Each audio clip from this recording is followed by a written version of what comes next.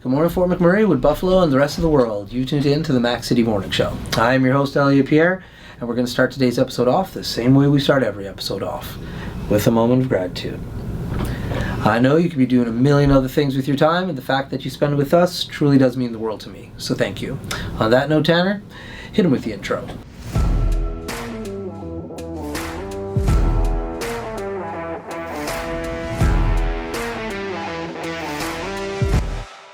And we are back. Big shout out to our title sponsor, Noral Toyota. We really do appreciate your ongoing support. As everybody at home knows, I do not introduce my guests because they can do a better job of that than myself. So can you please tell everybody at home who you are and what you're about? Yeah, absolutely. My name is Devon Sarita Goldie, and I am a person who wears many hats. I'm a professional theater artist, and that's mostly what I'm here to talk about today. Okay. But I also work for Girls Youth of Northern Alberta, and yeah, I'm passionate about all things art, feminism, and education. Okay. How long have you been going by three names for? Since about grad school, so 2018, I would say. Okay. So almost 10 years. I have a master's degree and a BFA in theater. Okay. And I was really interested in getting more engaged in the Ukrainian community because I grew up in the Ukrainian community, and sometimes you don't realize what you have until it's gone. Okay. And so I was really, really involved in all elements of Ukrainian culture growing up. I think I was really lucky in that way. Mm-hmm. And then I moved to university in a totally new city, and suddenly, it took about a year for it to hit, but suddenly I felt like something was missing, and I realized I really missed that part of my life and wanted to start getting involved, and then thought, hey, I'm a theater artist, I should, I'm doing directing, I should look into like some Ukrainian plays. And it was looking and finding this dearth of cultural representation in Canada, but also just like this huge lack of like where is the Ukrainian theater, that really got me interested in doing a deep dive into that and wanting to start writing my own theater, creating my own theater. I do a lot of devised theater, which is collaborative theater creation, and I do a lot of community-informed theater. So in that instance, for my master's research, and even earlier in my undergrad, to a certain extent, I was wanting to create theater inspired by the community and real conversations. And what I was realizing was the experiences that my family had had, and that I had grown up with and seen reflected around me were so similar to what other Ukrainian families had experienced. So I decided I wanted to start doing interviews, and with any community that's experienced trauma, there's a real like, oh, you're coming in from the outside, we don't know who you are. And because my last name, I'm Ukrainian on one side, Scottish on the other, but was raised Ukrainian. Goldie does not sound Ukrainian. Sarita, Sarada, is Ukrainian. And so using both names was sort of a self-identifier as, hey, I'm part of this community. I'm not some random outsider who's coming in to try to extract or to try to take from the community and go away for my own personal gain. Like I'm part of the community, and it led to me becoming kind of against my will the president of the cultural society out there. And it's very hard to say no when you have a bunch of old babas and gitos, grandmothers and grandfathers cornering you and saying, you need to be the president, we'll support you. And you're like, I'm in grad school, I'm really busy. Okay. You don't say no to bubbas. You can't. There is no option. It doesn't exist in vocabulary. No, it really doesn't. Yeah. So, 2 names. There you go. I like it. Yeah, like names are unique, and like I knew there was a story behind it. Yeah. Because like I looked at how it was booked in my calendar, and sorry for giving you the wrong address, by the way. No, all good. But normally I don't have names show up in my calendar like that. Yeah. And so I was just like, oh, and then when you said it, you put inflections on the different words. So I was like, there's got to be a nice story behind this one. Yeah. And there is. So that's interesting. So, okay, but you're here to talk about not your name, but something that you're doing here in Fort McMurray. So what are you up to? Yeah, so I am incredibly blessed to be very involved in Swamp Rat Experience and the theater community at large in Fort McMurray. I've only been here for 2.5 years, and I have been so lucky to just be completely embraced by the arts community here. And so right now I am directing Swamp Rat Experience's most recent production. It's called Boston Marriage, and it is a beautiful, lovely, absolutely hilarious, over-the-top comedy about a couple of queer women. And I had really been wanting to do a show that showcased queer folks in general, but especially queer women, because we don't often see queer people in theater, and then we really, really don't see queer women. If we see queer people in the theater represented on stage, it's usually the stereotype of a gay man. You know, it's the gay best friend, or these characters that have been very honed by Hollywood and theater, and like, this is what a gay person is, you know, very flamboyant and over the top. It's tremendously rare to see queer women, and if they are, it's again usually stereotypical, maybe a stereotypical butch lesbian approaching a female. It's very flat. And as somebody who came to their sexuality later in life, I'm a mega nerd. I love history, I love culture, I love the arts, and so coming to that realization about myself, it was very much I want to seek out myself in the culture around me and in my history books that I love reading, because again, I'm a nerd. I want to find these reflections of myself, and I found it really hard. I was tremendously lucky to grow up in the arts community. My parents were both very involved in either working for theater companies or the symphony or, the opera, all these various places, dance companies. And so I grew up with queer people as just a given part of life.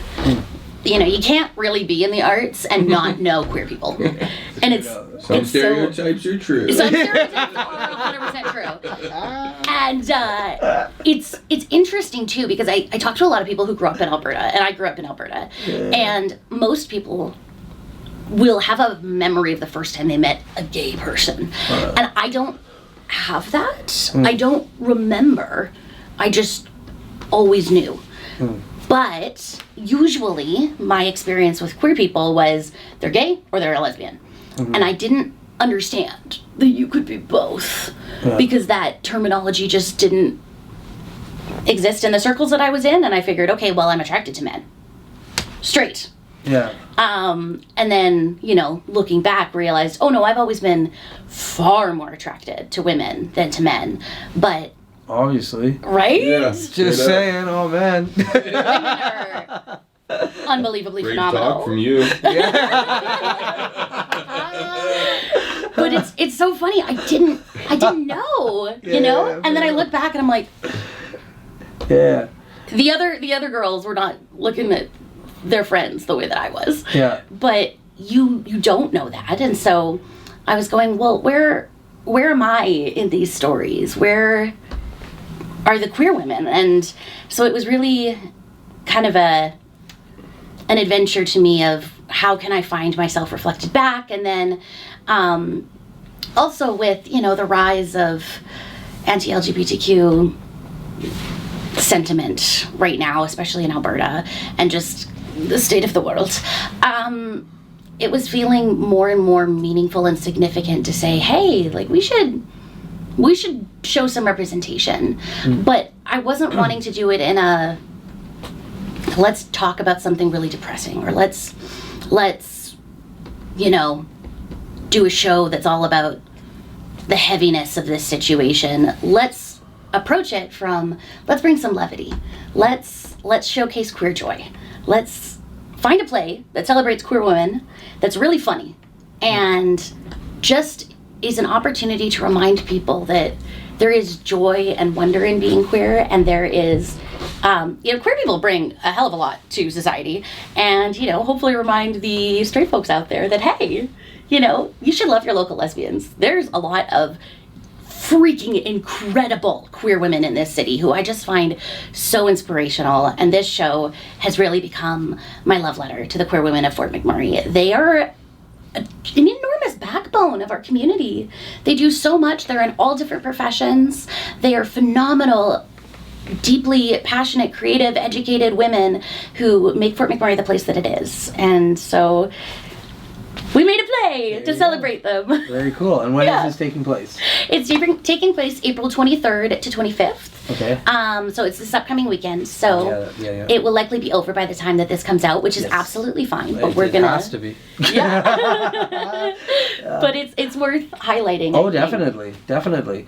And yourself in particular too. You said you work for Girls Inc. I do. Yeah. Okay. So let's talk about that component of your life for a second. Absolutely. Education has been a big part of my life for as long as I can remember. I, started working as a summer camp counselor at a very young age, and then have considered going into education as a teacher, but it really, I don't know, there's something about being able to be an educator in those non-traditional spaces that has always been a real draw for me. Okay. So, moving to Girls Inc. and working for Girls Inc. was a really natural progression for me. I am somebody who strongly identifies as a feminist, and I really want to support young girls in being able to grow up to be the women that, everything that they can dream of and imagine. And the mission of Girls Inc. is to be strong, smart, and bold. Okay. So I think I was lucky in a lot of ways. I grew up with parents who told me I could be anything that I wanted.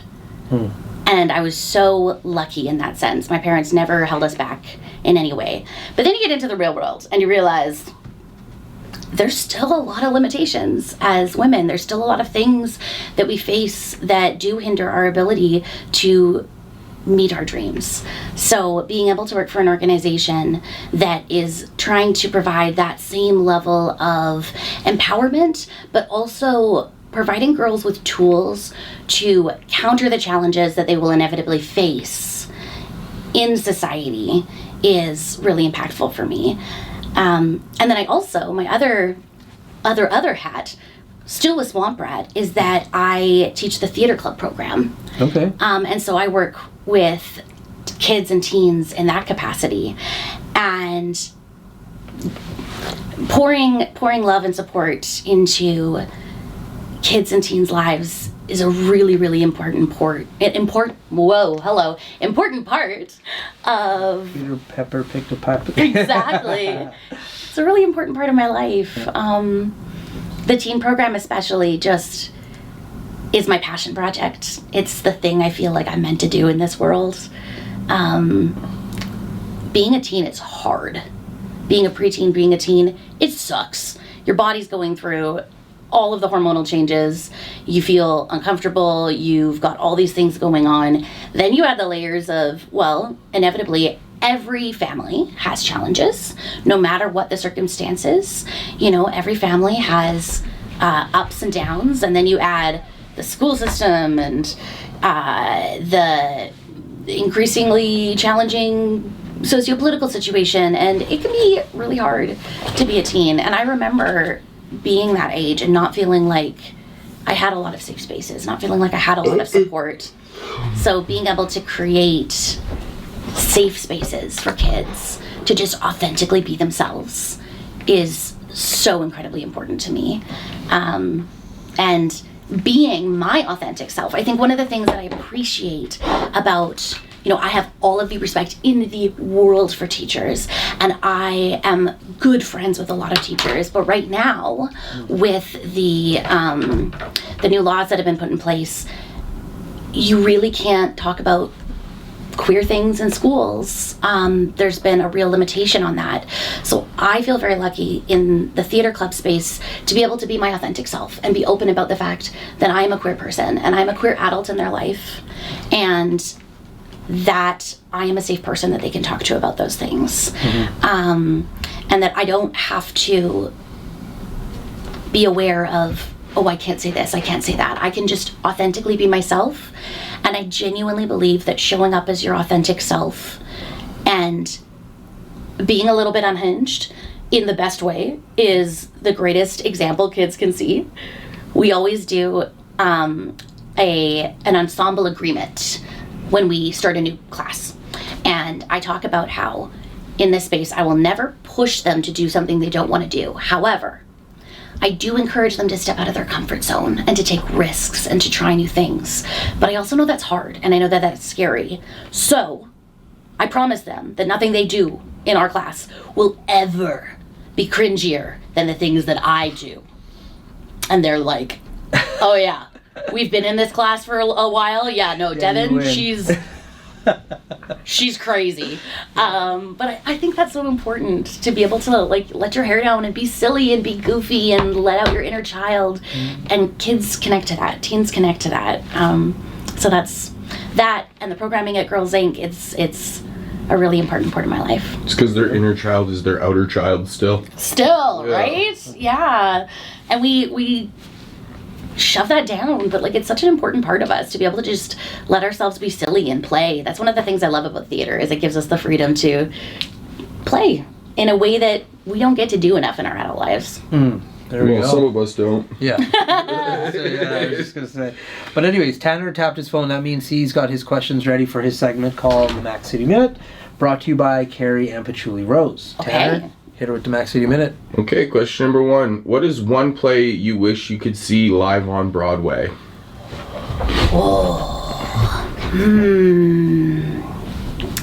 God, there's so many good options. I'm gonna go with a rather, perhaps, basic answer, but I'm gonna say Wicked, because I think it would be so cool to see all of the elements that come together for that, and Elphaba the Witch flying above the stage. I just think that would be really cool to see. Question number 2. Who would you say is an underrated theater actor?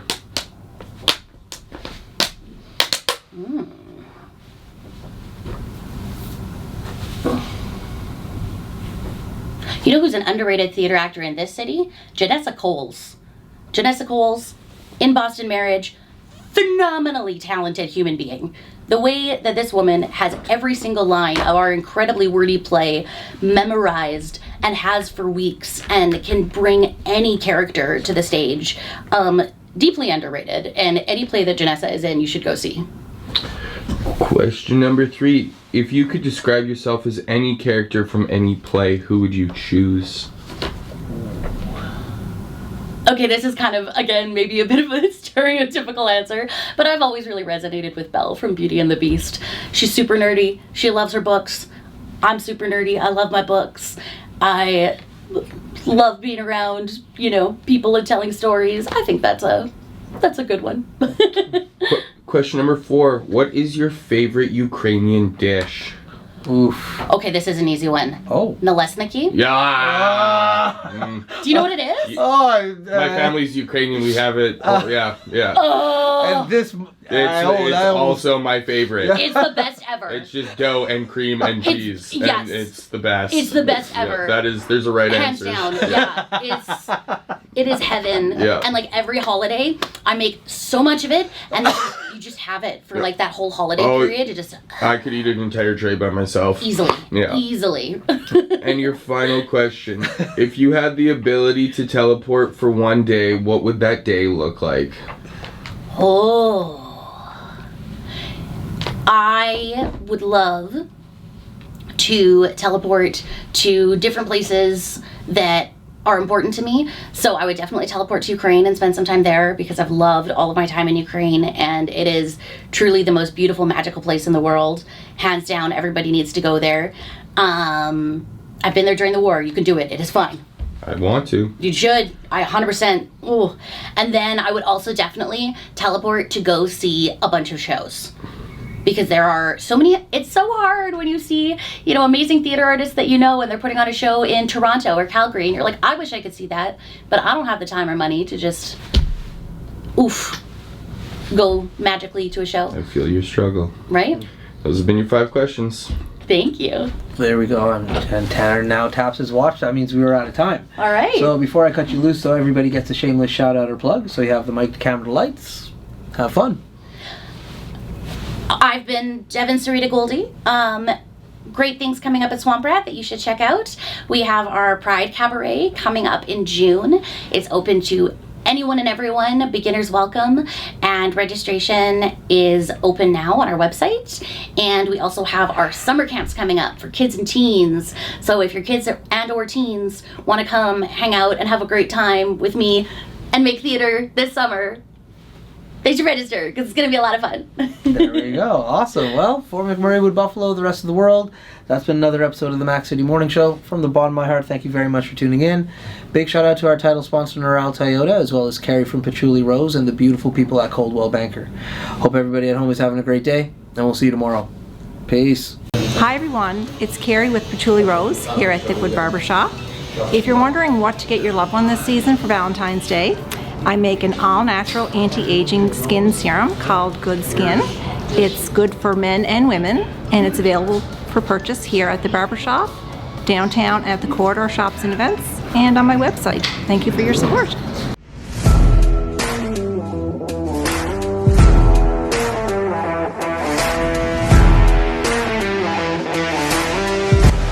It's so ballistic!